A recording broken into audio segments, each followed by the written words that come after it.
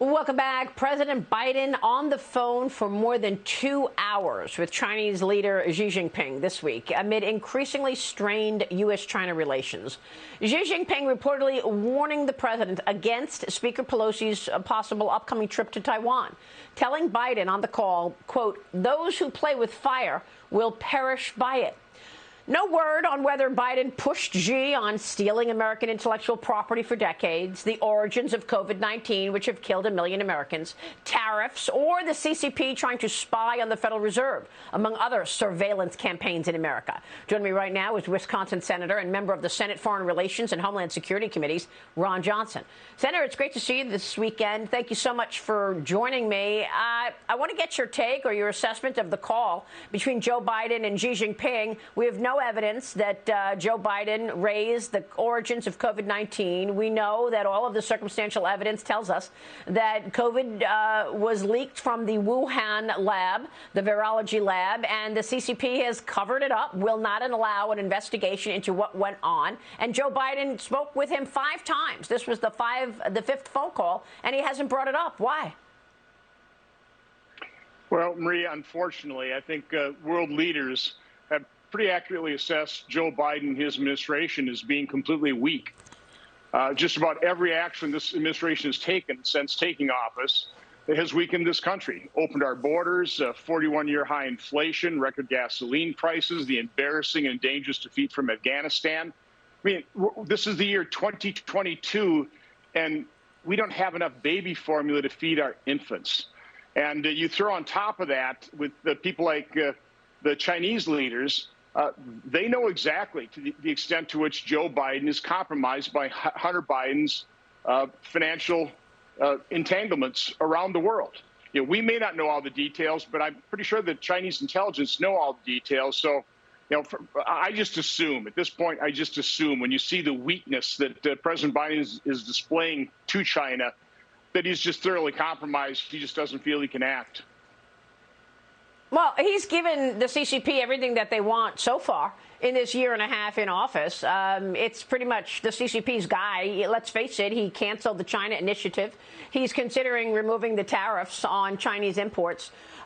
We don't have any pushback whatsoever about the massive amount of fentanyl that is coming into this country. It's made in China.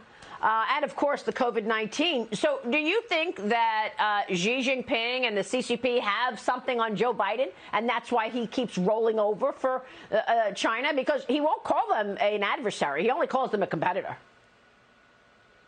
I think it's a legitimate concern.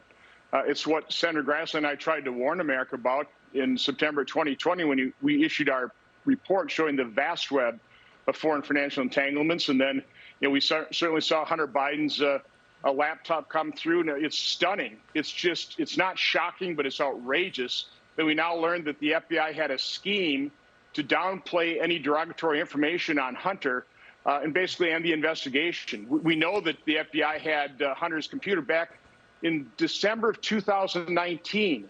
What have they done with it? They certainly were not forthright from us when we were offered that computer and we did our due diligence. We went to the FBI. Could this be stolen property? Is this thing real? They didn't tell us anything. They buried the story. So, you know, an awful lot. You know, Chuck Grassley and I were falsely accused of soliciting and then disseminating Russian disinformation. Did that come from that initiative inside the FBI to label any derogatory information about Hunter as Russian disinformation?